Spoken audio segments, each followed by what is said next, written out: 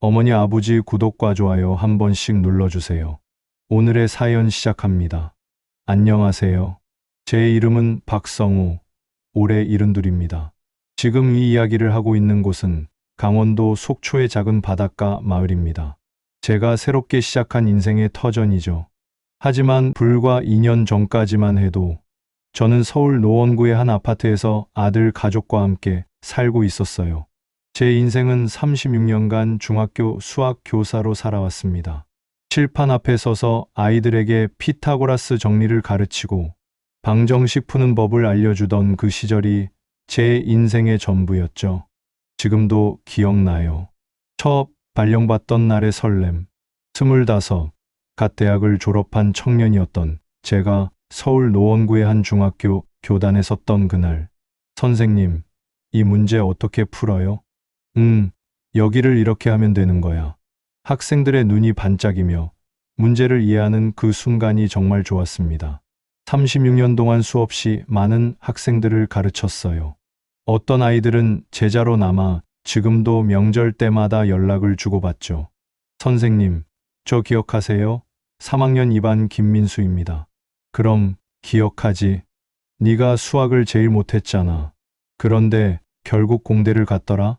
그런 대화들이 제게는 큰 보람이었습니다. 하지만 2년 전 제 인생이 완전히 바뀌었습니다. 그해 가을이었어요. 아내의 영희가 갑작스럽게 쓰러졌습니다. 여보, 머리가 너무 아파. 그 말을 끝으로 영희는 주저앉았어요. 급히 119를 불러 병원으로 갔지만 뇌출혈이었습니다. 환자분 상태가 좋지 않습니다. 가족분들 마음의 준비를 하셔야 할 것 같습니다. 의사 선생님의 침통한 목소리가 지금도 귓가에 맴돕니다. 수술을 했지만 결국 영희는 깨어나지 못했어요. 3일 동안 중환자실에서 링거만 달고 있던 영희. 마지막 날 밤, 저는 영희의 손을 잡고 있었습니다. 영희야, 깨어나. 제발. 하지만 영희는 제 손을 한번 꽉 쥐더니 그대로 조용히 숨을 거뒀어요.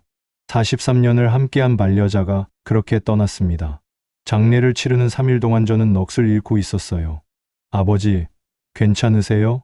아들 준혁이가 제 어깨를 두드렸지만 저는 아무 대답도 할 수 없었습니다. 장례를 마치고 집으로 돌아왔을 때 저는 완전히 무너졌습니다. 혼자 남은 집은 너무 넓고 텅 비어 보였어요. 영희가 앉아있던 소파, 영희가 요리하던 부엌, 영희가 가꾸던 화분들, 모든 게 아내를 떠올리게 했습니다. 여보, 저녁 먹어요. 그 목소리가 들릴 것만 같았어요. 하지만 돌아보면 아무도 없었죠. 저녁을 혼자 먹어도 맛이 없고 텔레비전을 봐도 재미가 없었습니다. 밤이면 영희가 누워있던 자리를 쓰다듬으며 울었어요. 영희야, 나 혼자 어떻게 살아. 그렇게 3개월을 보냈습니다. 집은 점점 황폐해져 갔어요. 청소도 안 하고 요리도 안 하고 그냥 하루하루를 버텼습니다. 그때 아들 준혁이가 말했어요. 아버지, 혼자 계시지 마시고 저희랑 같이 사세요. 뭐? 아버지 혼자 계시면 저희도 걱정돼요. 저희 집으로 오세요. 그 말이 그렇게 고마울 수가 없었습니다. 고맙게도 며느리 은지도 동의했습니다. 아버님, 저희가 모시겠습니다. 혼자 계시면 건강도 안 좋으실 거예요. 은지야, 정말 괜찮겠니? 내가 너희한테 폐를 끼칠 텐데 무슨 말씀을 그렇게 하세요. 가족인데요. 가족. 그 말이 얼마나 따뜻하게 들렸는지 몰라요. 그렇게 2년 전 저는 40년을 살던 집을 정리하고 아들 가족과 함께 살기 시작했어요. 준혁이네는 전세살이를 하고 있었기에 저는 제 집을 팔아 아들 가족이 안정적으로 지낼 수 있는 집을 마련해 주었습니다. 집을 비우던 날 저는 한참을 서 있었습니다. 거실을 둘러보고 안방을 둘러보고 베란다에 영희가 가꾸던 화분들을 바라봤어요. 영희야, 나 이제 가야 해. 잘 있어. 그렇게 작별 인사를 하고 문을 닫았습니다. 아들 집으로 이사한 첫날, 은지가 환하게 웃으며 맞아줬어요. 아버님, 편하게 지내세요. 여기가 이제 아버님 집이에요. 고맙다, 은지야. 내가 너희한테 폐 끼치지 않도록 조심할게. 무슨 말씀을 그렇게 하세요. 저희한테 큰 힘이 되실 거예요. 손자 민준이도 달려와서 안겼습니다. 할아버지, 우리 집에 온 거야? 응. 이제 할아버지가 너랑 같이 살 거야. 와, 좋아. 민준이의 환한 웃음을 보니 제 마음도 따뜻해졌어요. 처음 1년은 정말 괜찮았습니다. 손자 민준이가 학교에서 돌아오면 제게 달려와서 안기고 숙제도 함께하고 주말이면 공원에도 나가고 했죠. 할아버지, 오늘 수학 시험 100점 받았어요. 우리 민준이 정말 대단하구나. 할아버지가 어제 가르쳐준 보람이 있네.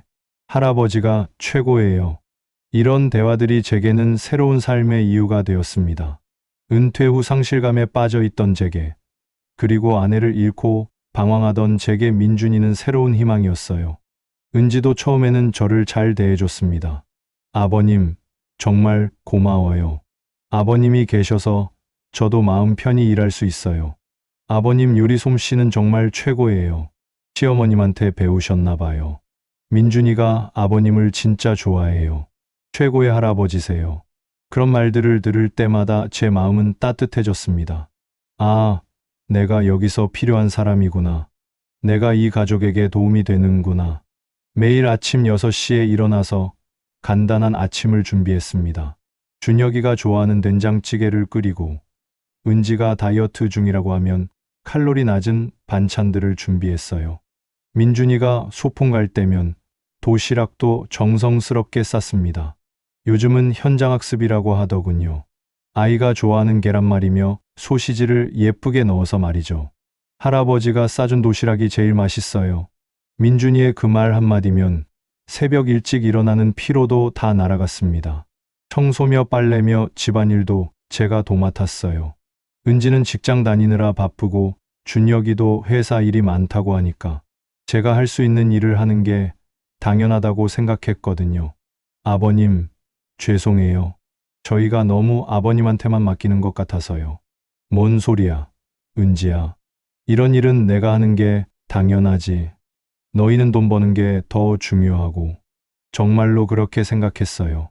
제가 할 수 있는 일로 가족에게 도움이 된다면 그보다 더 행복한 일이 어디 있겠어요?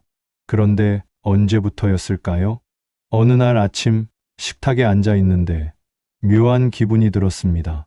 은지가 저를 바라보는 시선이 예전과 달라진 것 같았어요. 뭐랄까, 불편해하는 듯한 그런 느낌. 아버님, 오늘 종일 집에 계세요? 응, 특별히 나갈 일은 없는데. 아, 네, 알겠습니다. 그 짧은 대답 속에서 뭔가 서운한 감정이 느껴졌습니다. 하지만 그때는 대수롭지 않게 넘겼어요. 아마 기분 탓이겠거니 했죠. 그날 저녁이었습니다. 여보, 내 폰 좀 가져다 줘. 욕실에서 샤워 중이던 은지가 소리쳤습니다. 준혁이는 회사 야근 중이었고 민준이는 학원에 가고 없었어요. 저는 소파에 놓인 휴대폰을 들고 욕실로 향했습니다. 그런데 그 순간이었습니다. 휴대폰 화면이 켜져 있었고 카카오톡 알림이 떠 있었어요. 무심코 본 화면에서 제 눈이 멈췄습니다. 발신자 표시가 보였거든요. 삼식이 동서 모임. 삼식이? 처음에는 무슨 뜻인지 몰랐습니다. 하지만 곧바로 깨달았죠. 삼시세끼를 다 집에서 먹는 사람. 그게 바로 저를 부르는 말이었다는 걸. 그 순간 제 심장이 쿵 하고 내려앉는 느낌이었어요. 손이 떨렸고 숨이 막혔습니다. 그 순간부터 제 머릿속은 복잡해졌습니다. 하지만 일단은 욕실 문을 두드렸어요. 은지야, 휴대폰 여기 있다. 네, 감사합니다. 문틈으로 손을 내밀어 휴대폰을 받아가는 은지의 손이 보였습니다. 저는 그 자리에 서서 한동안 멍하니 있었어요. 삼식이, 그게 며느리가 생각하는 저의 모습이었던 거죠. 그날 밤 저는 한잠도 이루지 못했습니다. 천장을 바라보며 계속 생각했어요. 언제부터였을까? 언제부터 은지는 나를 그렇게 생각하고 있었을까? 제 인생을 되돌아봤습니다. 저는 1952년생으로 경상남도 진주에서 태어났습니다. 가난한 농부의 아들이었죠. 아버지는 논밭을 일구며 우리 삼남매를 키우셨어요. 성호야, 너는 공부를 해야 한다. 이 고생을 물려줄 순 없어. 아버지의 그 말씀을 가슴에 새기고 열심히 공부했습니다. 새벽 4시에 일어나 소여물을 주고 학교에 가고 저녁에는 호롱불 아래서 공부했어요. 그렇게 어렵게 공부해서 사범대학에 들어갔고 졸업 후 서울의 한 중학교에 발령받았어요. 25, 첫 발령받던 날의 떨림이 지금도 생생합니다. 선생님, 안녕하세요. 아이들의 밝은 인사를 받으며 교단에 섰을 때의 그 감동. 그곳에서 가정교사로 있던 영희를 만났습니다. 영희는 밝고 명랑한 여성이었어요. 박 선생님, 오늘 수학 수업 정말 재미있었대요. 아이들이 좋아하더라고요. 정말요? 다행이네요. 점심 같이 드실래요? 그렇게 자연스럽게 가까워졌죠. 영희는 늘 제 곁에서 힘이 되어줬습니다. 성호 씨, 오늘 수업 준비 힘들었죠? 제가 도와줄게요. 괜찮아요, 영희 씨. 제가 할 수 있어요. 그래도 같이 하면 더 빠르잖아요. 그런 영희의 배려가 너무 고마웠어요. 2년 후, 저는 영희에게 청혼했습니다. 영희 씨, 저와 결혼해 주시겠어요? 네, 좋아요. 28배 결혼해서 이듬해 준혁이를 낳았죠. 준혁이가 태어난 날을 잊을 수가 없습니다. 축하합니다. 건강한 아드님입니다. 간호사가 아기를 안겨줬을 때 저는 울었어요. 영희야, 고생했어. 우리 아들이야. 여보, 우리 아들 정말 잘생겼죠? 응, 세상에서 제일 잘생겼어. 준혁이는 제 자랑이었습니다. 어렸을 때부터 영특하고 착했어요. 아빠, 이 문제 어떻게 풀어요? 여기를 이렇게 하면 되는 거야. 아, 알겠어요. 아빠 정말 잘 가르쳐 주시네요. 준혁이와 함께 공부하는 시간이 정말 좋았습니다. 공부도 잘하고 성격도 온순하고 효심도 깊었어요. 중학교 때는 반에서 1등, 고등학교 때는 전교 1등을 했죠. 아들아, 대단하구나. 아빠가 정말 자랑스럽다. 아빠, 덕분이에요. 아빠가 잘 가르쳐 주셔서요. 준혁이는 서울대학교 공대를 나와서 대기업에 취직했습니다. 삼성전자 반도체 부서. 아빠, 저 삼성 붙었어요. 정말 우리 아들 대단하다. 그날 영희와 저는 정말 기뻐했어요. 여보, 우리 아들 정말 잘 컸어요. 당신이 잘 키워서 그래. 무슨 소리예요. 당신이 공부 봐주셔서 그렇죠. 서로 칭찬하며 행복해했던 그날이 기억납니다. 30대 중반에 준혁이가 은지를 만나 결혼했습니다. 은지는 처음 봤을 때부터 똑똑하고 능력 있어 보이는 여성이었어요. 아버님, 어머님, 잘 부탁드립니다. 우리 은지, 예쁘기도 하지. 앞으로 잘 지내자꾸나. 아내 영희가 은지의 손을 꼭 잡으며 말했던 게 기억납니다. 결혼 첫 해는 정말 화목했어요. 명절이면 다 같이 모여 음식을 나눠 먹고 주말이면 등산도 가고 영화도 보러 갔죠. 아버님, 이번 주말에 설악산 가실래요? 오, 좋지. 오랜만에 등산이네. 제가 김밥 쌀게요. 아버님이 좋아하시는 거로요. 고맙다, 은지야. 그런 대화들이 자연스럽게 오갔어요. 민준이가 태어났을 때는 온 가족이 기뻐했습니다. 할아버지, 할머니의 첫 손주입니다. 준혁이가 자랑스럽게 아기를 안고 왔을 때 아내와 저는 눈물을 흘렸어요. 이제 우리도 할아버지, 할머니가 됐네. 그러게 말이야. 세월 참 빠르다. 여보, 이 아기 좀 봐요. 우리 준혁이 닮았어요. 아니야, 은지를 닮았어. 서로 닮았다며 다투듯 좋아했던 그날. 민준이는 정말 사랑스러운 아이였습니다. 할아버지, 돌이 지나자 민준이는 저를 제일 좋아했어요. 민준아, 할아버지한테 와봐. 할아버지, 아장아장 걸어와서 제 품에 안기던 민준이. 그 아이를 안고 있으면 세상을 다 가진 것 같았습니다. 저는 퇴직 후 시간이 많았기에 민준이를 자주 돌봤어요. 어린이집 등하원도 제가 맡았죠. 할아버지, 오늘 친구랑 놀았어요. 그래? 재미있었니? 네, 블록 쌓기 했어요. 우리 민준이 대단하네. 할아버지가 제일 좋아요. 그런 민준이의 말에 제 마음은 녹아내렸습니다.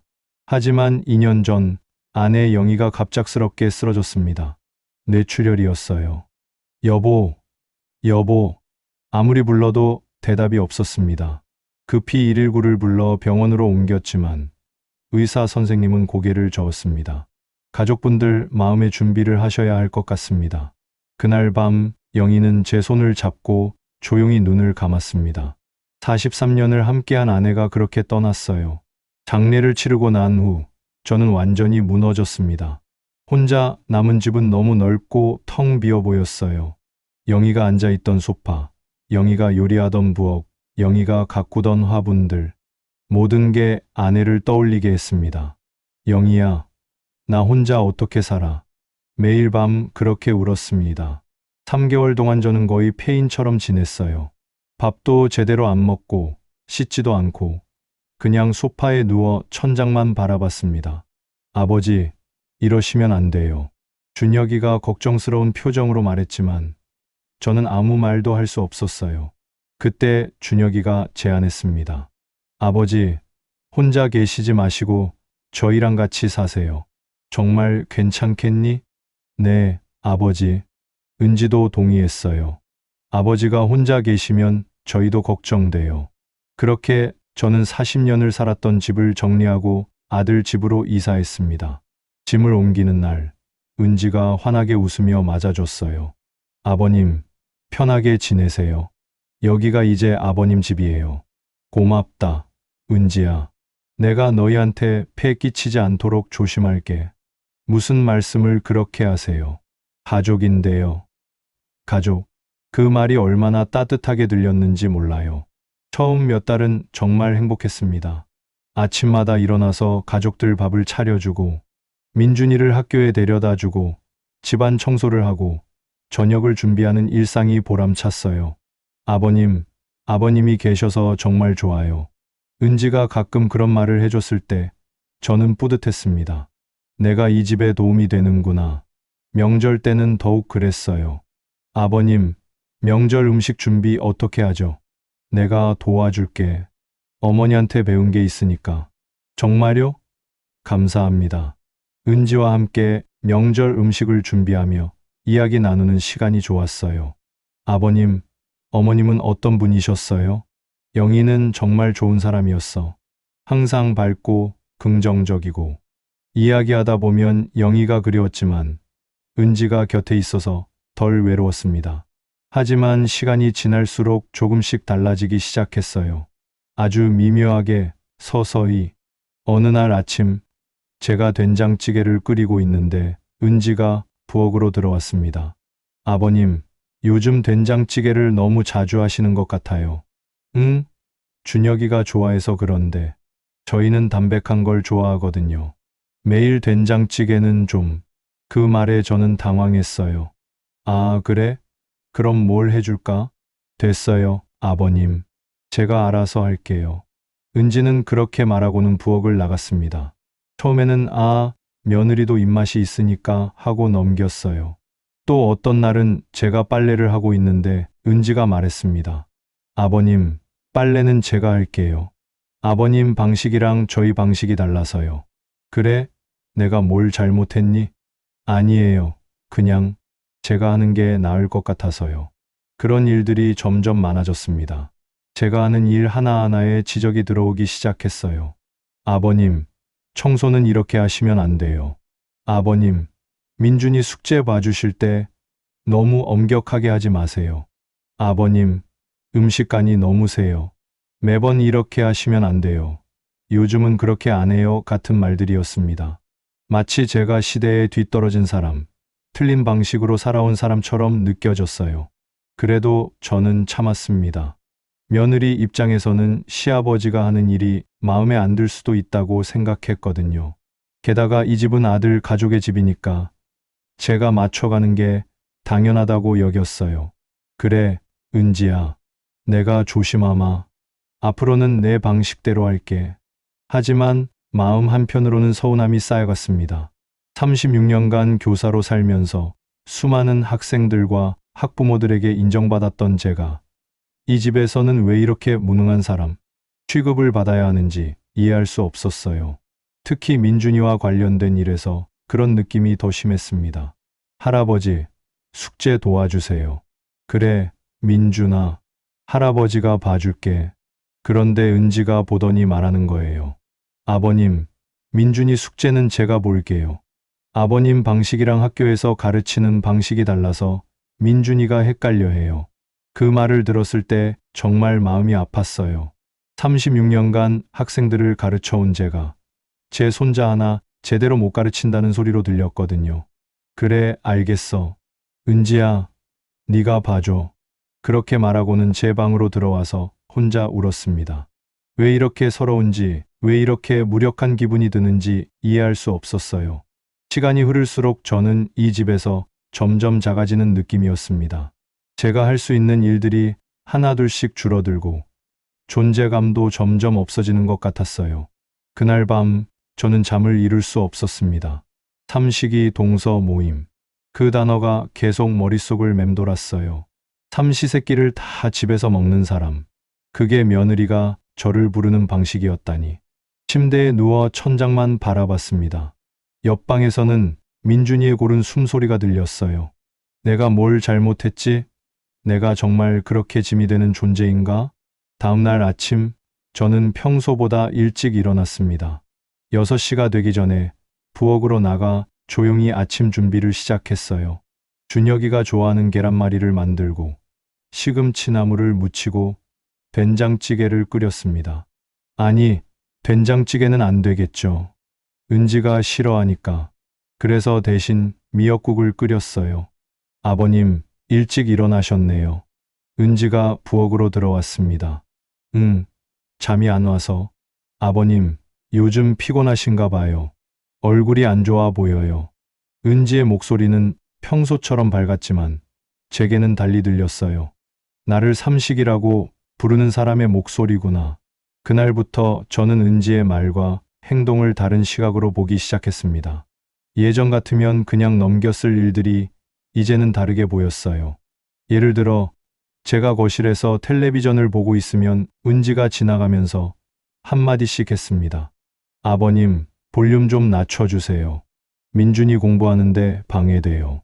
아버님, 거기 앉아 계시면 통행에 불편해요. 예전에는 내가 배려가 부족했구나 하고 넘겼는데 이제는 다르게 들렸어요. 삼식이는 존재 자체가 불편하다는 뜻으로요. 또 어떤 때는 제가 청소를 하고 있으면 은지가 말했습니다. 아버님, 청소는 제가 할게요. 아버님이 하시면 먼지가 다 안 없어져요. 예전에는 내가 제대로 못했구나 했는데 이제는 달리 들렸습니다. 삼식이가 하는 일은 쓸모없다는 의미로요. 며칠이 지나자 저는 이 집에서 점점 투명 인간이 되어가는 느낌이었습니다. 아침에 일어나서 밥을 차려도 고맙다는 말 한마디 없고 청소를 해도 잘못했다는 지적만 있고 민준이와 놀아줘도 방해된다는 눈빛만 받았어요. 가장 힘든 건 저녁 시간이었습니다. 온 가족이 모여 저녁을 먹을 때 저만 빼고 대화가 오가는 느낌이었어요. 민준아, 오늘 학교에서 뭐 했어? 엄마, 오늘 미술 시간에 그림 그렸어요. 와, 정말 우리 민준이 멋지네. 아빠, 회사는 어땠어? 오늘 프로젝트 발표가 있었는데 잘 끝났어. 다행이네. 고생했어, 여보. 저는 그냥 조용히 밥을 먹었습니다. 아무도 제게 아버님, 오늘 어떻게 지내셨어요? 라고 묻지 않았어요. 마치 제가 없는 것처럼. 그러던 어느 날, 저는 우연히 더 충격적인 걸 발견했습니다. 그날은 은지가 친구들과 저녁 약속이 있다며 일찍 외출했어요. 준혁이는 야근, 민준이는 학원, 집에는 저 혼자였습니다. 거실 소파에 앉아 있는데 은지가 또 휴대폰을 두고 간 게 보였어요. 이번에도 깜빡했구나. 저는 그 휴대폰을 들었습니다. 양심에 찔리기는 했지만 도저히 궁금증을 참을 수가 없었어요. 삼식이가 정확히 무슨 의미인지 알고 싶었습니다. 화면 잠금은 민준이 생일이었어요. 예전에 은지가 민준이한테 휴대폰을 보여주면서 알게 된 비밀번호였죠. 화면이 켜졌습니다. 카카오톡을 열었어요. 그리고 삼식이 동서 모임 방을 찾았습니다. 손이 떨렸지만 저는 그 방을 클릭했어요. 대화 내용이 쏟아져 나왔습니다. 언니들, 나 진짜 스트레스 받아 죽겠어. 은지의 메시지였습니다. 왜? 무슨 일 있어? 우리 시아버지 때문에 매일 집에만 계시는 거야. 삼식이 그 자체야. 아이고, 힘들겠다. 우리 시아버지도 그랬는데 진짜 답답하더라. 맞아. 아침, 점심, 저녁 다 집에서 드시니까 내가 눈치 보여 죽겠어. 그래도 집안일 도와주시잖아? 도와주시긴 뭘 도와줘. 오히려 더 일이 늘어. 아버님이 청소하시면 다시 해야 되고, 요리하시면 입맛에 안 맞고, 크크크, 그럼 뭐라고 말씀 못 드려? 말을 어떻게 해? 남편한테 말해도 아버지 편만 들고, 답답하네. 요양원은 안 보내? 아직 건강하시잖아. 괜히 보냈다간 남편이랑 싸울 것 같고. 그럼 어쩌게. 참는 수밖에. 그러게. 언제까지 이렇게 살아야 하나 싶어. 은지야, 힘내. 우리도 다 그렇게 사는 거야. 고마워. 하소연이라도 하니까 좀 낫네. 제 손이 더욱 떨렸습니다. 스크롤을 위로 올려더 오래된 대화를 봤어요. 한 달 전 대화. 언니들, 오늘도 시아버지 때문에 짜증나. 또 뭐? 아침부터 된장찌개를 끓이셔. 우리가 담백한 걸 좋아한다고 몇 번을 말씀드렸는데. 아이고, 그래도 참아야지. 참긴 뭘 참아. 매일 그런 식이야. 자기 방식만 고집하시고. 그래도 며느리가 뭐라 하기는 힘들잖아. 알아. 그래서 더 답답한 거지. 속으로만 삭히고 있어.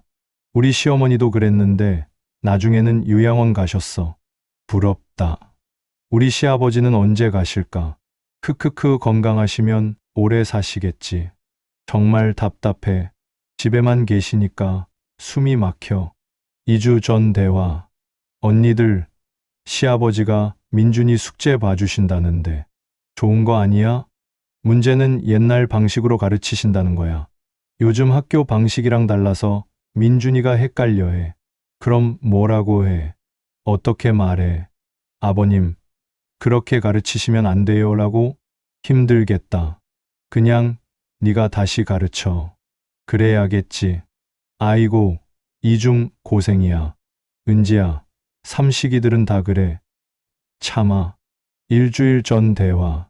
언니들, 오늘 아침에 빨래하는데 시아버지가 도와주신다고.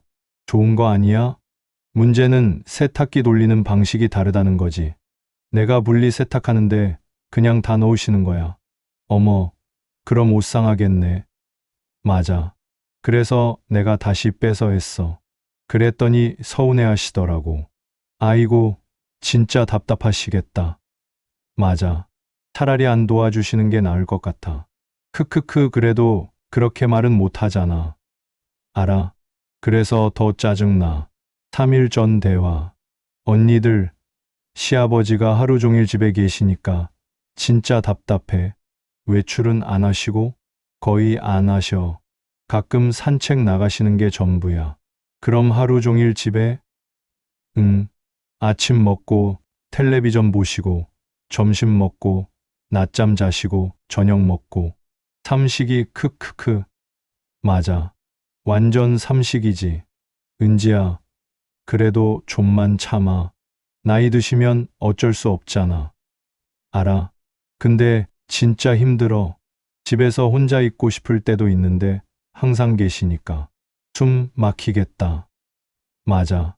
진짜 숨 막혀. 어제 대화. 언니들, 시아버지가 요즘 자주 외출하시는데 좋은 거 아니야? 집에 안 계시니까. 그런데 어디 가시는지 말씀도 안 하시고 뭔가 수상해. 혹시 여자친구? 크크크, 아니, 그럴 리가. 근데 진짜 이상해. 은행도 가시고 전화 통화도 많이 하시고 돈 문제인가? 모르겠어. 좀 지켜봐야 할 것 같아. 은지야, 조심해. 혹시 모르니까. 알았어. 남편한테도 말해볼게. 저는 더 이상 볼 수가 없어서 휴대폰을 내려놓았습니다. 소파에 주저앉아 한동안 멍하니 있었어요. 나는 이 집에서 짐이었구나. 빨리 나가길 바라는 존재였구나. 심장이 쿵쾅거렸고 숨이 막혔습니다. 36년간 학생들을 가르치며 인정받았던 제가 이 집에서는 삼식이었던 거죠. 그날 밤 은지가 돌아왔을 때 저는 아무렇지 않은 척했습니다. 은지야, 잘 다녀왔니? 네, 아버님. 휴대폰 두고 갔더라고요. 혹시 보셨어요? 응, 여기 소파에 있더라. 감사합니다. 은지는 환하게 웃으며 휴대폰을 가져갔어요. 그 미소를 보니 더욱 비참했습니다. 저 미소 뒤에 이런 속마음이 숨어 있었구나.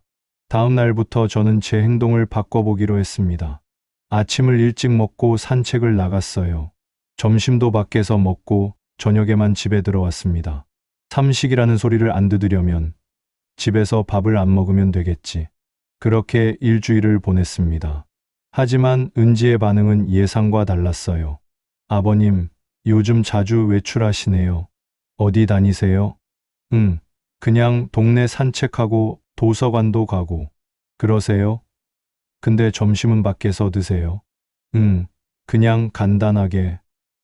아, 네. 은지의 표정에서 뭔가 불편한 기색이 보였습니다. 나중에 알게 된 건데, 은지는 제가 밖에서 돈을 쓰는 게 아까웠던 거예요.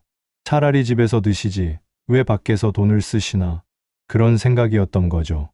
결국 저는 어떻게 해도 안 되는 상황이었습니다. 집에 있으면 삼식이, 밖에 나가면 돈 낭비, 제가 숨 쉬는 것 자체가 문제였던 거예요. 그러던 중 결정적인 사건이 일어났습니다. 어느 토요일 오후였어요. 은지의 친구들이 집에 놀러 왔습니다. 언니, 집 진짜 넓네. 그치? 우리가 작년에 이사 왔어. 인테리어도 잘했다. 센스 있어. 고마워. 커피 마실래? 아니면 차? 커피로 할게. 거실에서 웃고 떠드는 소리가 들렸어요. 저는 제 방에 조용히 있었습니다. 은지 친구 중 한 명이 말하는 게 들렸습니다. 은지야, 시아버지랑 같이 사는 거 불편하지 않아? 아, 그게. 은지가 잠시 망설이더니 작은 목소리로 말했어요. 솔직히 말하면 좀 불편해. 매일 집에 계시니까. 그럴 줄 알았어. 우리 시어머니도 그랬는데 진짜 스트레스였어. 맞아. 삼식이 그 자체야.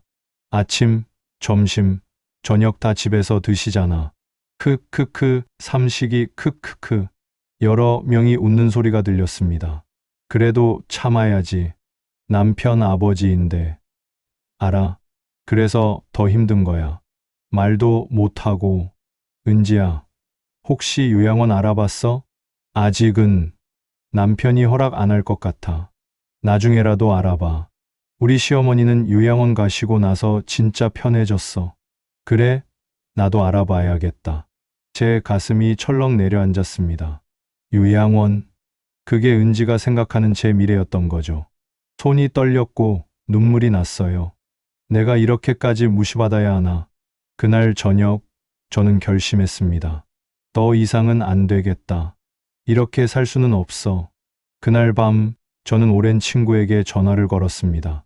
김철수. 저와 30년 넘게 같은 학교에서 근무했던 동료 교사였어요. 은퇴 후에도 가끔 연락을 주고받는 사이였죠. 여보세요. 철수야. 나, 성호야. 성호야. 오랜만이네. 어떻게 지내? 그럭저럭. 철수야. 혹시 시간 될 때 만날 수 있을까? 상의할 일이 있어서. 그럼, 물론이지. 언제든. 무슨 일인데? 전화로는 좀 그렇고, 만나서 얘기할게. 그래, 알았어. 내일 시간 괜찮아? 좋아. 어디서 볼까? 노원역 근처 카페 어때? 좋아. 내일 2시에 보자. 그래, 내일 봐. 전화를 끊고 나니 마음이 조금 편안해졌습니다. 누군가에게 이야기를 털어놓을 수 있다는 것만으로도 위안이 됐어요.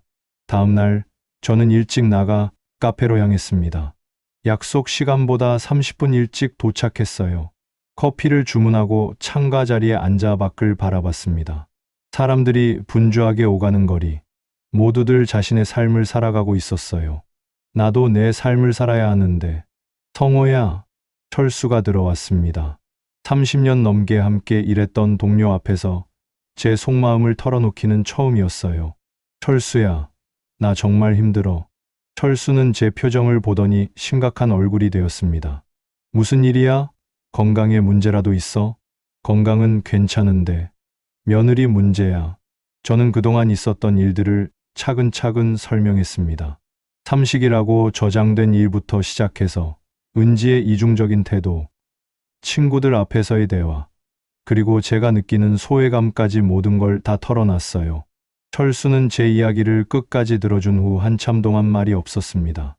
성호야, 정말 힘들었겠다. 응, 정말 힘들어. 이럴 줄 알았으면 애초에 혼자 살 걸 그랬어. 그런데 성호야, 너 진짜 독립할 생각이야? 응, 더 이상은 못 견디겠어. 철수는 잠시 생각하더니 말했습니다. 성호야, 나도 비슷한 일 겪었어. 너도? 응, 작년에 말이야. 우리 며느리가 나한테 요양원 알아보라고 하더라고. 저는 깜짝 놀랐어요. 아직 건강한데? 그게 바로 내 반응이었어. 하지만 며느리 입장에서는 집에 늙은이가 있는 게 불편했나 봐. 그래서 어떻게 했어? 나는 혼자 살기로 했어. 작은 아파트 전세 얻어서 지금 혼자 살고 있어. 정말? 어때? 솔직히 말하면 너무 좋아. 훨씬 편해. 눈치 볼 필요도 없고 내 마음대로 살 수 있거든. 철수의 말을 들으니 용기가 났습니다. 저보다 한 살 많은 철수도 혼자 잘 살고 있다면 저도 할 수 있을 것 같았어요. 그런데 성호야, 너 돈은 얼마나 있어? 저는 제 경제 상황을 설명했습니다. 퇴직금과 연금, 그리고 아내가 남긴 보험금까지 합치면 상당한 금액이었어요. 그 정도면 충분하지. 나보다 훨씬 여유 있네. 정말 나는 부족할까봐 걱정했는데. 무슨 소리야. 그 돈이면 작은 집 하나 사서 혼자 살기에 충분해. 게다가 연금도 나오잖아. 철수와 대화를 나누고 나니 마음이 한결 가벼워졌습니다. 제가 혼자 살아갈 수 있다는 확신이 생겼어요. 철수야, 그런데 어디서 집을 구하면 좋을까? 글쎄, 서울은 너무 비싸니까 조금 외곽으로 나가는 게 어때? 지하철역 근처면 교통도 편하고. 그것도 그렇네. 아니면 아예 시골로 가는 것도 좋을 것 같은데. 공기도 좋고 집값도 싸고. 철수의 말에 저는 문득 고향이 생각났습니다. 강원도 속초, 바다가 보이는 그곳에서 어렸을 때 뛰어놀던 기억이 났어요. 철수야, 나 고향으로 가볼까 생각 중이야. 고향, 어디? 속초. 거기서 작은 집 하나 사서 조용히 살고 싶어. 좋은 생각이네. 속초면 바다도 있고 공기도 좋잖아. 응, 바다 보면서 조용히 살고 싶어. 성호야, 정말 잘 생각했어. 나이 들어서도 새로운 시작은 할 수 있어. 고마워, 철수야. 내 말 들으니 용기가 나. 언제든 힘들면 연락해. 내가 도와줄게. 고맙다, 친구야. 그날 철수와 헤어진 후 저는 마음이 한결 정리되었습니다. 이제 구체적인 계획을 세울 시간이었어요. 집에 돌아와서 저는 인터넷으로 속초 지역 부동산 정보를 찾아봤습니다. 정말 철수 말대로 집값이 서울의 절반도 안 되더라고요. 작은 빌라가 1억 5천 정도면 살 수 있었어요. 이 정도면 내가 살 수 있겠는데? 바다가 보이는 집들도 많았어요. 사진을 보니 마음이 설렜습니다. 저런 곳에서 살면 정말 좋겠다. 다음 날 저는 은지에게 말했습니다. 은지야, 내일 속초에 좀 다녀올게. 아버님, 갑자기요? 무슨 일이세요? 오랜만에 고향 구경도 할 겸 옛날 친구도 만날 겸. 그러세요. 조심히 다녀오세요. 은지는 특별히 의심하지 않았습니다. 그냥 늙은 시아버지가 고향에 가는 걸로만 생각했나 봐요. 다음 날 아침 저는 일찍 집을 나섰습니다. 서울에서 버스를 타고 3시간 정도 가니 속초에 도착했어요. 버스 안에서 저는 창밖을 바라보며 생각했습니다. 정말 이렇게 떠나도 되는 걸까? 하지만 이내 마음을 다잡았어요. 아니야, 나도 존중받을 자격이 있어. 속초에 내리니 바다 냄새가 났습니다. 오랜만에 보는 고향은 많이 달라져 있었습니다. 새로운 건물들도 많이 생겼고 도로도 넓어졌어요.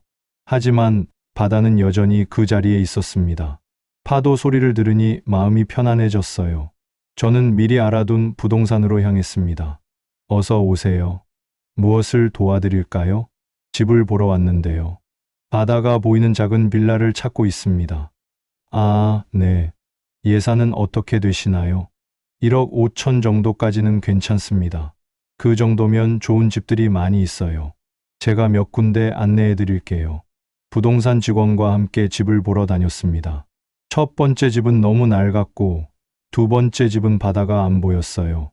세 번째 집, 문을 열고 들어가는 순간 저는 알았습니다. 여기다. 작은 빌라였지만 깔끔하게 리모델링 되어 있었고, 베란다에서는 푸른 바다가 한눈에 들어왔어요. 이 집은 작년에 전체적으로 수리를 했고요. 수도나 전기 시설도 다 새로 했습니다.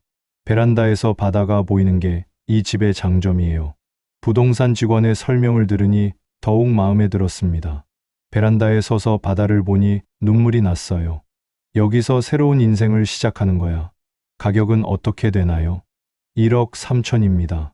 제 예산보다 낮았어요. 계약은 언제 가능한가요? 언제든 가능합니다. 집주인이 급하게 팔고 싶어 해서요. 저는 그 자리에서 계약금을 걸었습니다. 일주일 후에 잔금 치를게요. 네, 알겠습니다. 계약서에 도장을 찍는 순간, 그동안 쌓인 스트레스와 억울함이 한순간에 해소되는 느낌이었어요. 속초에서 돌아오는 버스 안에서 저는 창밖 풍경을 바라보며 생각했습니다. 이제 정말 새로운 시작이구나. 더 이상 누구 눈치 보지 않고 제 마음대로 살 수 있겠구나. 하지만 한편으로는 불안했습니다. 준혁이한테 뭐라고 말해야 하지? 민준이는 어떻게 하고?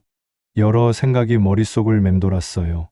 서울에 도착해서 집에 들어가니 은지가 저녁 준비를 하고 있었습니다. 아버님, 고향은 어떠셨어요? 좋더라. 많이 변했지만 그래도 정겹더라고. 그러시겠어요. 오늘 저녁은 제가 했으니까 편히 드세요. 은지가 저녁을 해줬다고 하니 고마웠지만 한편으로는 이상했어요. 평소 같으면 제가 저녁 준비를 당연하게 여겼는데 말이죠. 혹시 제가 고향에 다녀온 걸 의심하고 있는 건 아닐까요? 저녁을 먹으면서 은지가 말했습니다. 아버님, 고향에서 뭐 하셨어요? 친구분은 만나셨고요? 초등학교 동창도 만나고 옛날 우리 집터도 구경하고 그랬지. 그러셨구나. 그런데 은지야, 요즘 내가 집에 너무 많이 있는 것 같아서 미안하구나. 그 말에 은지의 표정이 살짝 굳어졌습니다. 아니에요, 아버님. 왜 그런 말씀을 하세요? 아니, 그냥 내가 너무 집에만 있으니까 너희한테 불편할 것 같아서. 전혀 그렇지 않아요. 아버님이 계셔야 저희도 든든하죠. 은지는 환하게 웃으며 말했지만 저는 그 미소를 더 이상 믿을 수 없었어요. 삼식이라고 부르는 사람의 미소니까요. 그날 밤 저는 구체적인 계획을 세우기 시작했습니다. 속초 집 잔금은 일주일 후에 치러야 하고, 그러려면 이 집 매도 절차도 시작해야 했어요. 이 집은 제 명의였습니다. 2년 전 아내가 죽은 후 제가 살던 집을 팔아서 아들 집을 샀거든요. 명의는 제 앞으로 해뒀고요. 이 집을 팔면 적어도 5억은 받을 수 있을 거야. 다음 날 아침 저는 은행에 갔습니다. 제가 가지고 있는 돈을 안전하게 정리해야 했어요. 고객님, 무엇을 도와드릴까요? 제 계좌를 정리하고 싶어서요. 담당 직원은 제 신분증을 확인한 후 말했습니다. 어떤 업무를 원하시는 건가요? 연금 통장, 적금, 보험금 계좌가 따로따로 되어 있거든요. 하나로 정리하고 보안도 강화하고 싶어요. 아, 네. 그런데 혹시 가족분들은 아시나요? 큰 금액이라서요. 그 말에 저는 웃음이 났어요. 이건 제 돈이고 제가 산 집 잔금입니다. 저 아직 멀쩡합니다. 아, 죄송합니다. 요즘 금융사기가 많아서 확인차 여쭤본 거였어요. 저는 차근차근 업무를 처리했습니다. 연금 월 200만 원씩 들어오는 계좌, 적금 5천만 원, 보험금 2억 원이 있던 계좌들을 하나로 정리했어요. 비밀번호도 새로 설정하고 속초 집 잔금 1억 3천만 원도 따로 준비해뒀습니다. 은행에서 나오면서 저는 이상한 기분이 들었어요. 제가 가진 돈이 거의 3억 가까이 되는데 여기에 지금 살고 있는 집까지 팔면 8억이 넘어요.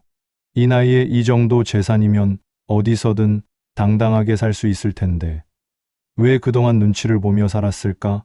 집에 돌아오니 은지가 청소를 하고 있었습니다.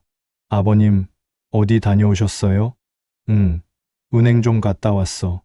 은행이요? 무슨 일이세요? 별거 아니야. 적금 만기되어서 정리하는 거.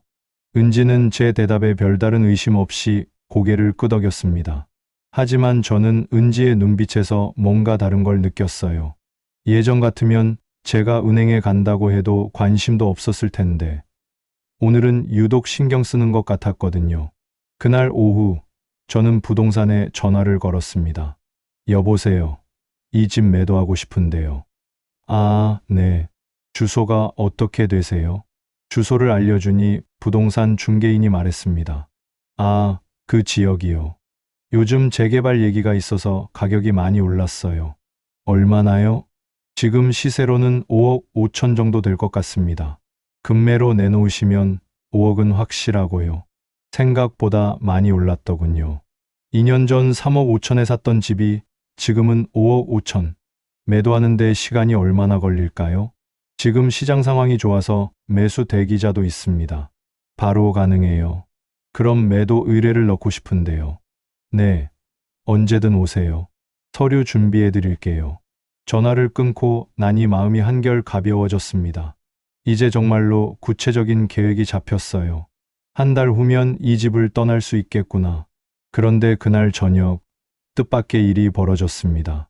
은지가 갑자기 제게 말을 걸어왔어요. 아버님, 혹시 요즘 몸이 안 좋으세요?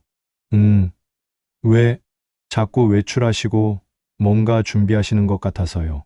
혹시 병원 검사라도 받으셨나요? 그 말을 듣는 순간 등골이 오싹했습니다. 은지가 제 행동을 관찰하고 있었던 거예요. 별거 아니야. 그냥 오랜만에 나가는 일이 좀 생겨서. 그런가요? 그럼 다행이고요. 하지만 은지의 표정에서 뭔가 의심스러운 기색을 느꼈어요.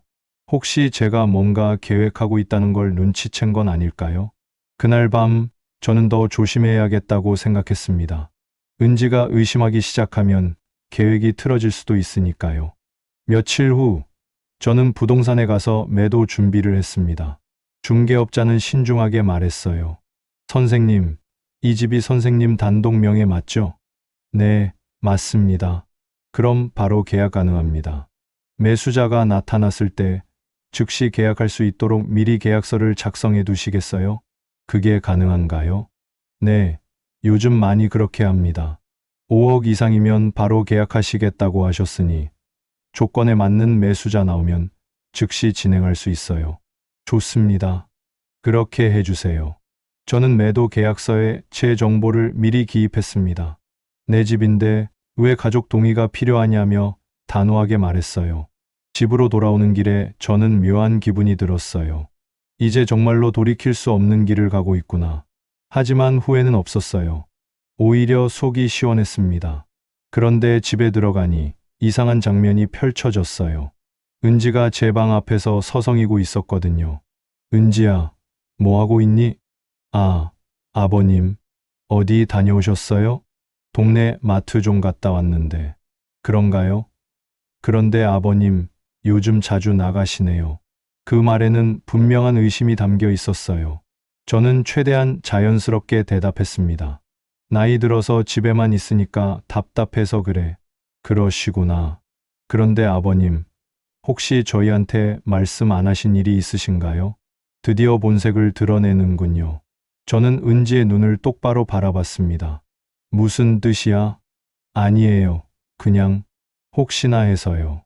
그날 밤 저는 은지가 제 행동을 더 자세히 관찰하기 시작했다는 걸 느꼈어요. 뭔가 수상한 낌새를 눈치챈 것 같았습니다. 하지만 이미 늦었어요. 제 계획은 거의 완성 단계에 와 있었거든요. 며칠 후면 속초 집 잔금을 치르고 매수자만 나오면 바로 이 집도 팔릴 예정이었으니까요. 그런데 정말 예상치 못한 일이 벌어졌습니다. 바로 다음 날 저녁이었어요. 민준이가 갑자기 열이 나서 병원에 가야 했습니다. 은지는 외출 중이었고 급한 마음에 은지에게 전화를 걸었는데 휴대폰 벨 소리가 집에서 들렸어요. 또 폰을 두고 갔나? 저는 은지의 휴대폰을 찾으러 갔습니다. 이번에는 소파 쿠션 사이에 끼워져 있었어요. 민준이 때문에 급해서 그냥 폰을 들었는데 화면에 카카오톡 알림이 떠 있었습니다. 그런데 그 내용을 보는 순간 저는 정말 충격을 받았어요. 언니들, 우리 시아버지 요즘 이상해. 은지의 메시지였습니다. 뭐가? 자꾸 외출하고 은행도 가고 뭔가 준비하는 것 같아. 혹시 돈 문제? 그럴 것 같아. 어제 부동산 전화 받는 거 들었거든. 어머, 설마 집 팔려고 하는 거 아니야? 그럴 리가.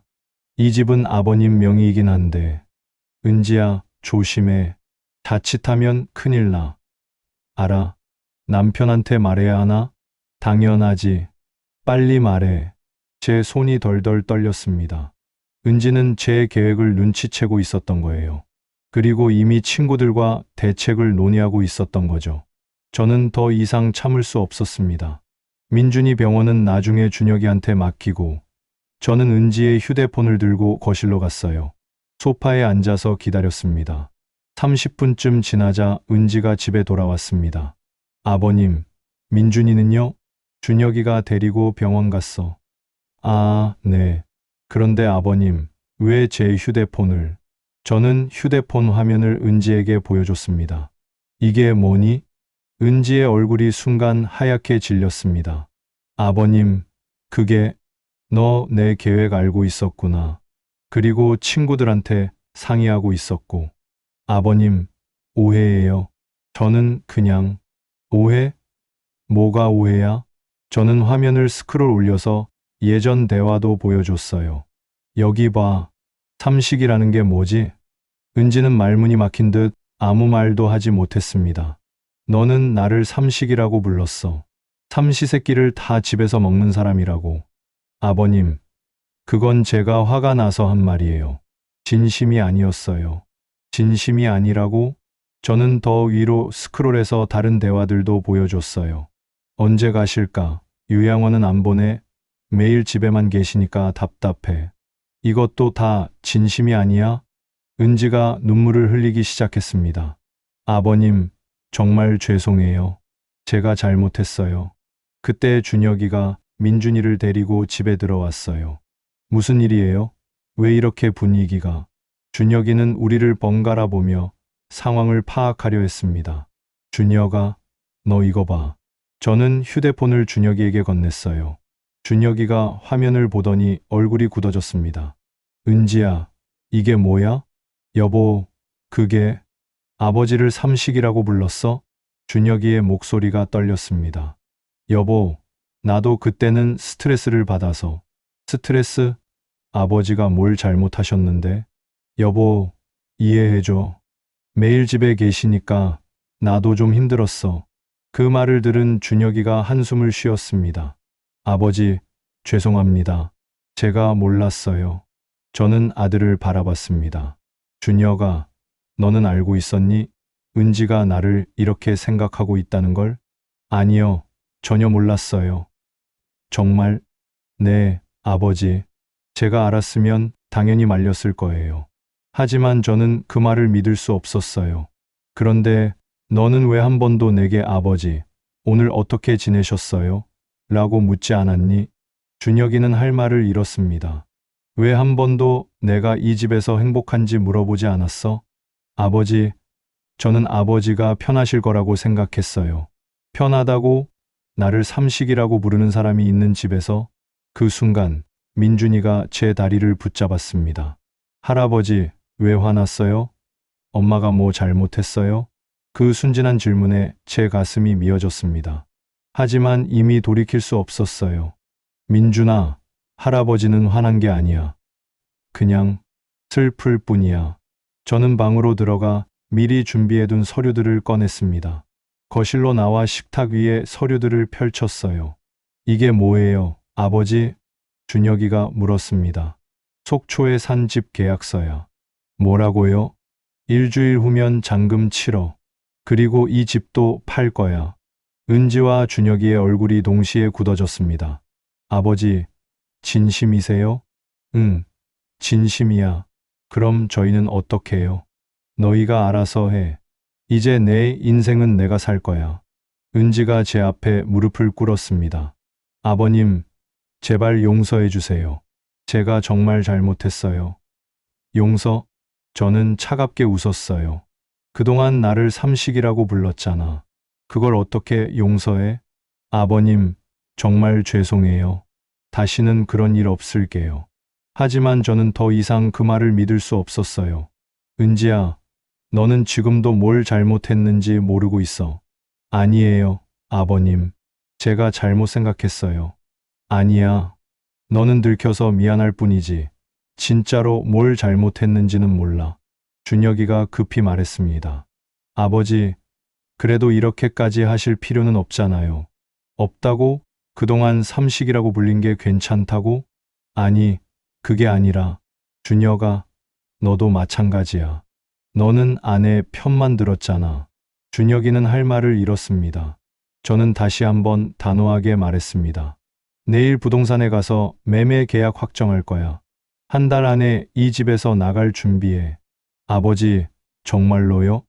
응, 정말이야. 더 이상은 못 참겠어. 그날 밤 거실은 무거운 침묵으로 가득했습니다. 은지는 계속 울고 있었고 준혁이는 말없이 고개를 숙이고 있었어요. 민준이만 무슨 일인지 몰라 어리둥절한 표정이었습니다. 저는 제 방으로 들어가 문을 닫았습니다. 침대에 앉아 고개를 떨구었어요. 뒤에서 은지의 울음소리가 들렸지만 마음을 굳게 먹었습니다. 이제 더 이상 삼식이가 아니야. 당당한 박성우로 살 거야. 다음 날 아침은 어색했습니다. 아무도 먼저 말을 꺼내지 않았어요. 저는 평소처럼 일찍 일어나 부엌으로 갔지만 아침 준비는 하지 않았습니다. 대신 간단히 토스트와 우유만 꺼내 먹었어요. 아버님, 아침은? 은지가 조심스럽게 물었지만 저는 대답하지 않았습니다. 그냥 가방을 들고 외출했어요. 부동산으로 향했습니다. 선생님, 좋은 소식이 있습니다. 중개인이 반갑게 맞아줬어요. 무슨 소식인데요? 매수자가 나타났어요. 5억 3천에 바로 계약하고 싶다고 합니다. 정말요? 네. 현금 보유자라서 대출 절차도 필요 없고요. 이번 주 안에 계약 가능합니다. 저는 잠시 생각했습니다. 5억 3천. 생각보다 좋은 조건이었어요. 좋습니다. 계약하죠.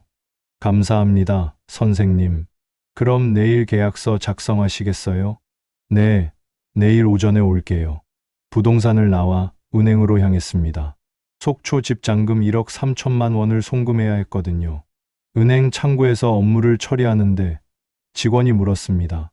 선생님, 이렇게 큰 금액을 송금하시는데 확인 절차가 필요해요. 가족분들은 아시나요? 이건 제 돈이고 제가 산 집 잔금입니다. 아, 네. 죄송합니다. 송금을 마치고 나니 마음이 후련했습니다.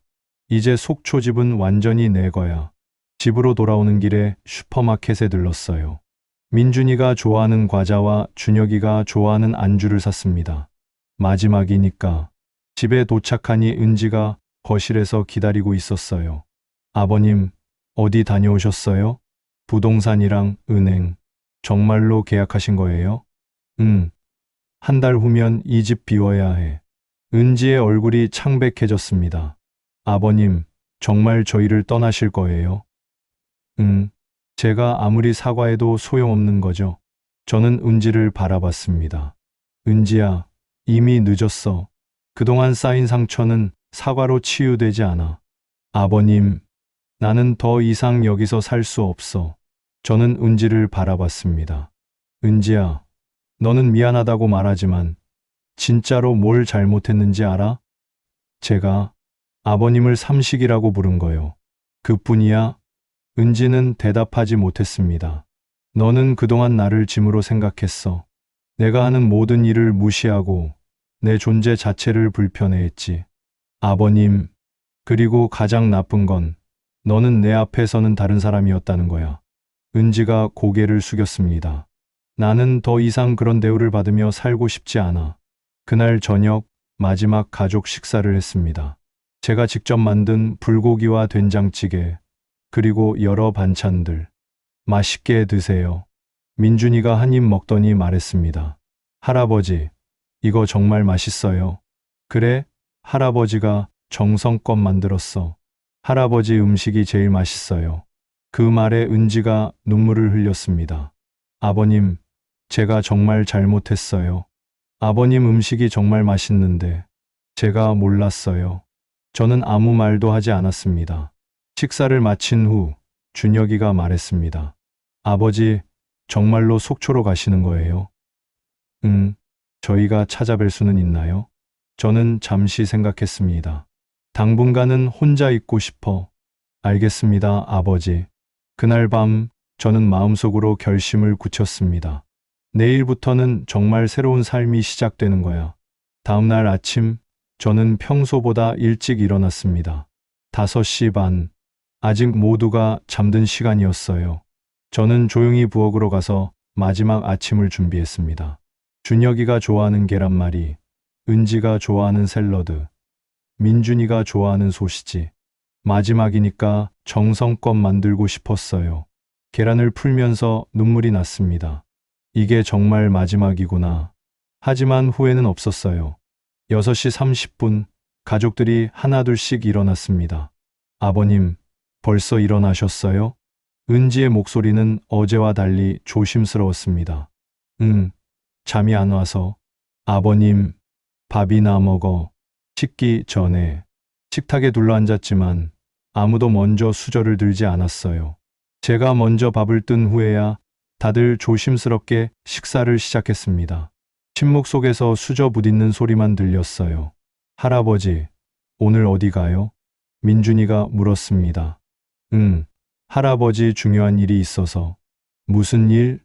나중에 알게 될 거야. 식사를 마친 후 저는 옷을 갈아입고 외출 준비를 했습니다. 2년 동안 살았던 동네, 마트, 공원, 도서관, 모든 게 나 찍었지만 이제는 작별할 시간이었어요. 집에 도착하니 은지가 거실에서 기다리고 있었어요.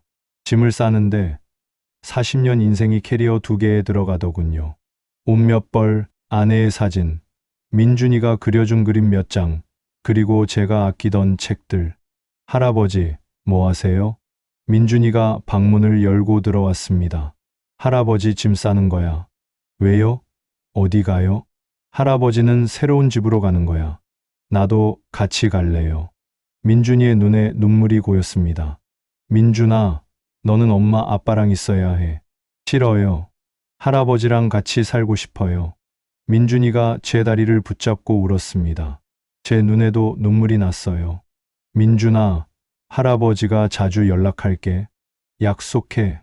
정말요? 응, 정말이야. 그리고 방학 때는 할아버지 집에 놀러와. 약속이에요? 응, 약속이야. 민준이를 달래고 나니 은지가 문 밖에 서 있었습니다. 아버님, 뭐야? 정말 가시는 거예요? 응, 저희가 정말 잘못한 거 알아요. 아버님께 죄송해요. 은지가 눈물을 흘렸습니다. 은지야, 나는 너를 미워하지 않아. 그냥 이제 내 인생을 살고 싶을 뿐이야. 아버님, 잘 살아. 준혁이랑 민준이랑. 그리고 문을 닫았습니다. 계단을 내려가는 동안 집 안에서 민준이의 울음소리가 들렸지만 뒤돌아보지 않았어요. 아파트 입구에서 택시를 잡았습니다. 어디로 가실까요? 속초 가는 버스터미널이요. 택시가 출발하면서 저는 창밖으로 2년간 살았던 아파트를 바라봤습니다. 안녕. 그리고 이제는 자유야. 버스터미널에 도착해서 속초행 버스표를 샀어요.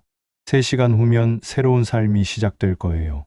버스에 올라 창밖을 보니 서울의 빌딩들이 점점 멀어졌습니다. 이제 정말로 새로운 인생이 시작되는구나. 버스 안에서 저는 잠이 들었습니다. 오랜만에 편안한 잠이었어요. 누구 눈치 볼 필요도 없고 누구한테 미움받을 걱정도 없는 잠. 손님, 속초입니다. 기사님이 깨워줬을 때 저는 개운한 기분으로 일어났습니다. 속초에 도착하니 오후 2시였습니다. 바다 냄새가 났어요. 부동산 사무실로 가서 집 열쇠를 받았습니다. 선생님, 축하드립니다. 이제 완전히 선생님 집이에요. 감사합니다. 열쇠를 받고 제 집으로 향했습니다. 바닷가 근처의 작은 빌라. 문을 열고 들어가니 텅 빈 공간이 펼쳐졌어요. 하지만 이상하게 마음이 편안했습니다. 베란다 문을 열자 바다가 보였어요. 파도 소리가 들렸고 시원한 바람이 불어왔습니다. 이제 여기가 내 집이야. 저는 베란다에 서서 바다를 바라봤습니다. 72년 인생에서 가장 큰 결단을 내렸지만 후회는 없었어요. 오히려 가슴이 벅차올랐습니다. 이제부터는 내가 원하는 대로 살 거야. 아무도 나를 삼식이라고 부르지 않는 곳에서. 그날 저녁 저는 근처 슈퍼마켓에 가서 라면과 계란을 샀습니다. 집에 돌아와 라면을 끓여 먹었어요. 간단한 식사였지만 그 어느 때보다 맛있었습니다. 왜냐하면 이건 제가 원해서 먹는 거니까요. 누구 눈치 보지 않고 제가 먹고 싶을 때 먹는 거니까요. 식사를 마치고 베란다에 앉아 바다를 바라봤습니다. 해가 지고 있었어요. 붉은 노을이 바다를 물들이고 파도가 부드럽게 밀려왔다 갔다 했습니다. 아, 이게 평화구나. 그날 밤 저는 오랜만에 푹 잤습니다. 누구한테도 방해받지 않고 제 마음대로 자는 잠. 그렇게 제 새로운 인생이 시작되었습니다. 다음 날부터 저는 속초 생활에 적응하기 시작했습니다. 아침 6시에 일어나 바닷가를 산책했어요.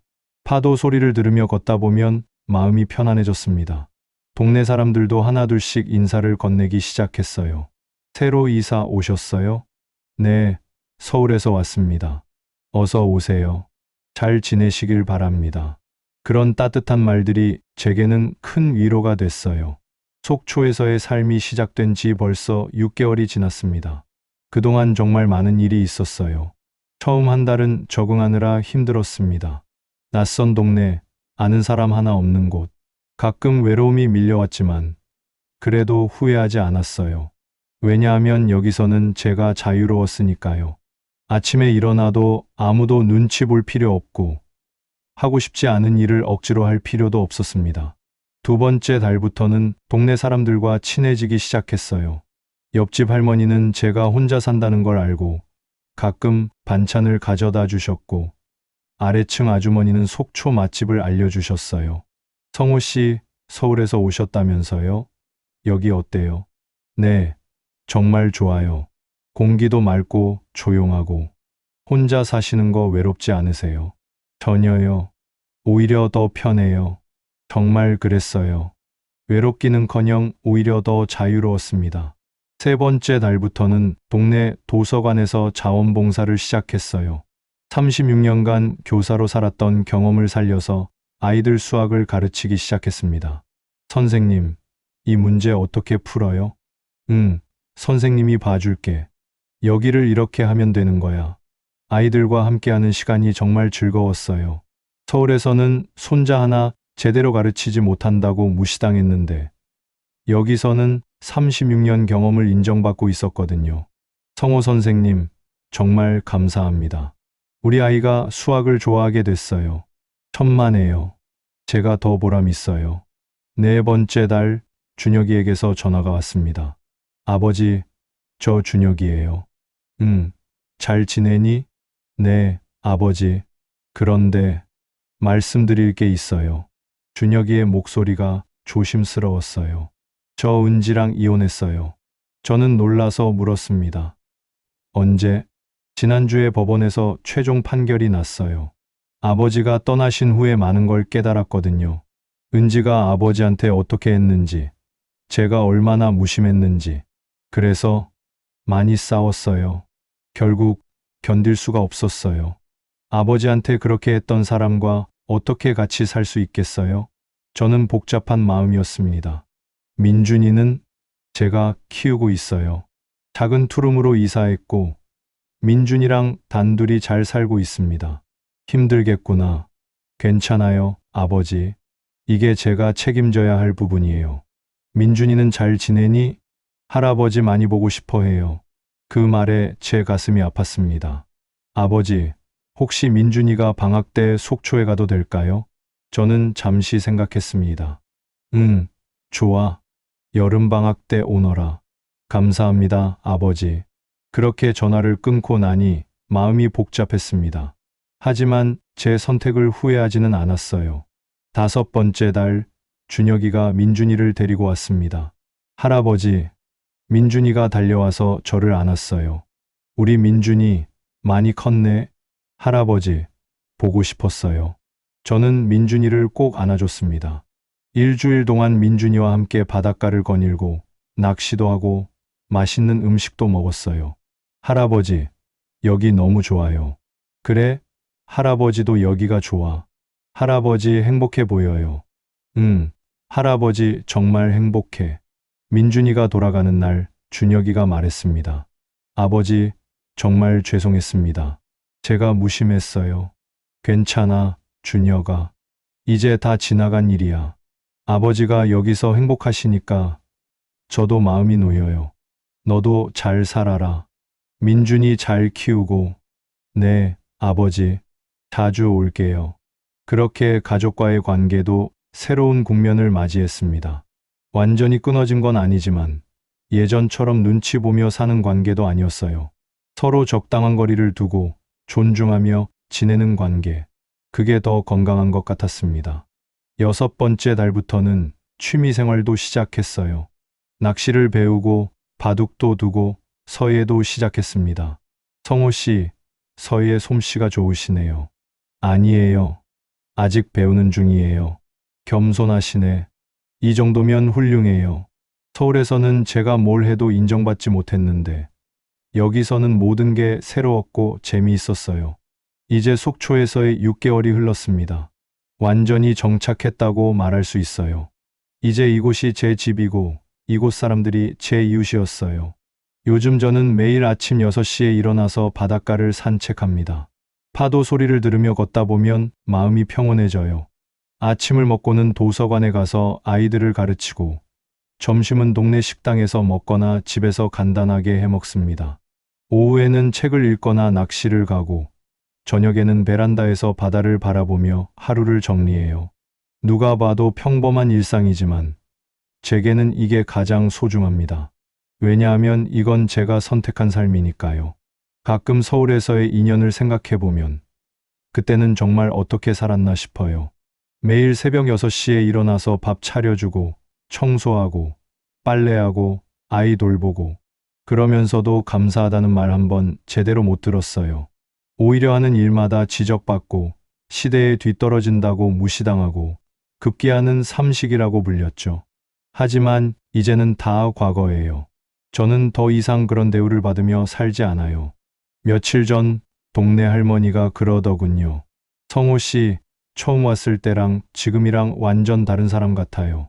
표정이 훨씬 밝아졌어요. 정말 그래요. 거울을 보면 제 얼굴도 많이 달라진 게 느껴져요. 예전에는 항상 눈치 보는 표정이었는데 지금은 당당해 보여요. 오늘도 아침 산책을 마치고 집으로 돌아오는 길에 생각했어요. 정말 많은 일이 있었구나.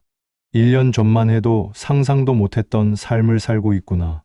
72세가 넘은 나이에 새로운 삶을 시작한다는 게 두렵기도 했지만 지금은 정말 잘한 선택이었다고 확신해요. 어제는 준혁이에게서 또 전화가 왔습니다. 아버지, 저 이번에 승진했어요. 정말 축하한다, 아들. 민준이도 학교에서 잘하고 있어요. 다행이다. 아버지, 가을에 또 갈게요. 그래, 기다릴게. 전화를 끊고 나니 마음이 따뜻해졌습니다. 아들과의 관계도 이제는 건강해진 것 같아요. 서로를 존중하고 적당한 거리를 유지하며 이 이야기를 듣고 계신 여러분께 말씀드리고 싶어요. 나이가 들었다고 가족이니까 참아야 한다고 생각하지 마세요. 여러분도 존중받을 자격이 있는 소중한 사람입니다. 만약 지금 어디선가 삼식이처럼 불리며 살고 계신다면 용기를 내세요. 늦었다고 생각되는 그 순간이 바로 시작해야 할 때일지도 모릅니다. 저처럼 72세가 넘어도 새로운 인생을 시작할 수 있어요. 물론 쉽지 않습니다. 가족을 떠난다는 게, 익숙한 것들과 작별한다는 게 얼마나 힘든지 저도 알아요. 하지만 존중받지 못하는 곳에서 떠나는 건 절대 이기적인 행동이 아닙니다. 오히려 자신을 사랑하는 용기 있는 결단입니다. 저는 지금 이 순간이 제 인생에서 가장 행복합니다. 아침에 일어나서 바다를 보고 아이들을 가르치고 저녁에 책을 읽고 이 평범한 일상이 제게는 가장 소중해요. 왜냐하면 이건 제가 선택한 삶이니까요. 더 이상 삼식이가 아닌 당당한 박성호로 살아가는 삶이니까요. 여러분도 기억하세요. 나이는 숫자일 뿐입니다. 언제든 새로운 시작은 가능해요. 가장 중요한 건 자신을 존중하고 자신의 행복을 우선시하는 거예요. 저는 72세가 넘어서 이 진리를 깨달았지만 여러분은 더 일찍 깨달으셨으면 좋겠습니다. 삶은 너무 짧습니다. 눈치 보고 참고 견디며 살기에는요. 오늘 이 이야기가 여러분께 조금이나마 위로와 용기가 되었다면 좋겠습니다. 그리고 혹시 지금 가족에게 삼식이처럼 대우받고 계신다면 용기를 내세요. 여러분의 인생은 여러분의 것입니다. 오늘 이야기가 좋으셨다면 구독과 좋아요 부탁드립니다. 알림 설정도 해두시면 새로운 이야기로 또 찾아뵙겠습니다. 모두 건강하시고 행복하세요. 감사합니다.